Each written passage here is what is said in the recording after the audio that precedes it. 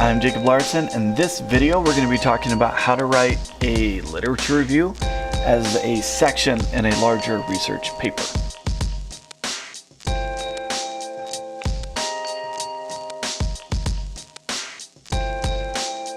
So let me explain what a literature review is, why would you write one, and how it fits in with a bigger paper. Sound good? Okay, let's get started. All right, a literature review is not a persuasive paper. The purpose of a literature review, sometimes like on the screen here, a review of the literature. A literature review is basically a summary of a bunch of relevant sources to give background and to show, among other things, that you, as a researcher, know what you're talking about. Sometimes it's used to justify doing a larger research project.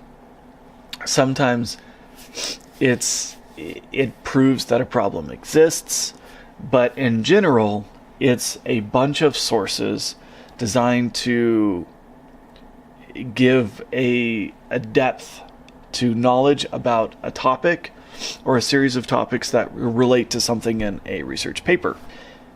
Now, for a short paper like the one that I assigned my English 102 students, the whole paper is really just a literature review and then you talking about what it means.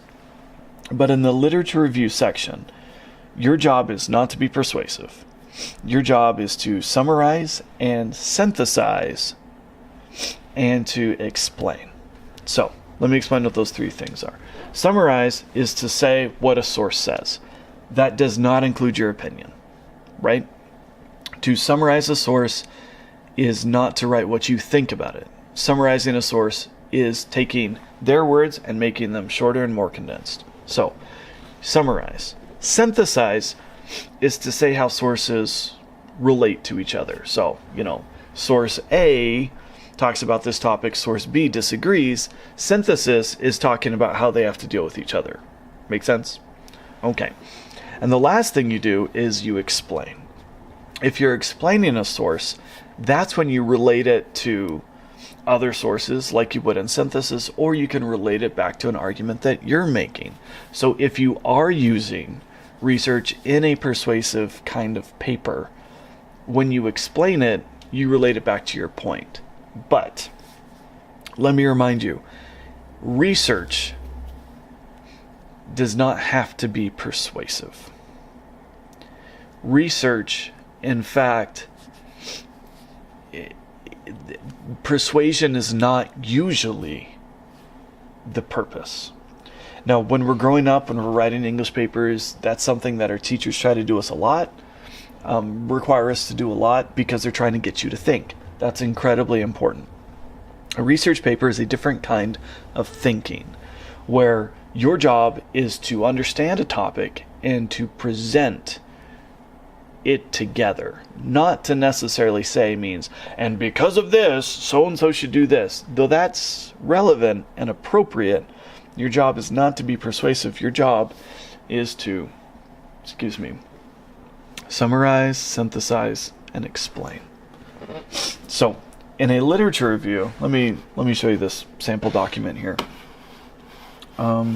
If you're turning it in just as a literature review and it's in an English class, you're probably going to want to follow MLA, like I require my students to do. You're going to get, maybe a source like this, and you just go paragraph by paragraph by paragraph, and you want it to be in some sort of logical order, but you're just going to explain a topic. And maybe you take a paragraph or two on each source, and you just go through till you're done. Right? I require my students in their literature review as getting started on a research paper to only be 500 words. Easily a literature review could be, 100 pages, right? Depending on the kind of source that you're working on. Right now I'm working on my dissertation personally, and my literature review is one chapter out of the dissertation, and it has to be 40 pages. So as of today, I'm at like 31. Have a little more to write. But in my template here, which is in my web study course, I kind of explain what you want to try and do. The purpose of your literature review section is to summarize, synthesize, and explain things. And at the end, because you're citing sources, you're going to include a works cited page, right? Now, let me show you something. In the paper that I require, the literature review is just a section, ultimately, that ends up in the larger paper. So, if you look at the screen here, you've got, your introduction. You lead up to the literature review, which is just one of the sections in the document, and then you follow up with a discussion section and conclusions and things that explain it. We'll talk about that in the next video. But it is just a piece, right? So my full intention for my students, and probably just about anybody else who's requiring a literature review, is that it's not the only thing being written. It is a section of something else. And what I do for my students, I require them to write this up. I fully intend for you to copy and paste this into your final research paper. If you don't, you are making more work for yourself, because that's not the point of a literature review, is to write it and then have to rewrite a research paper later. No, this is a section of a research paper that explains an issue in extreme detail.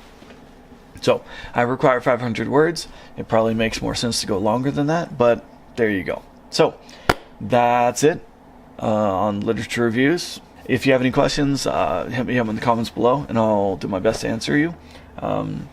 Thank you. I'll see you in the next one. Thanks. Bye.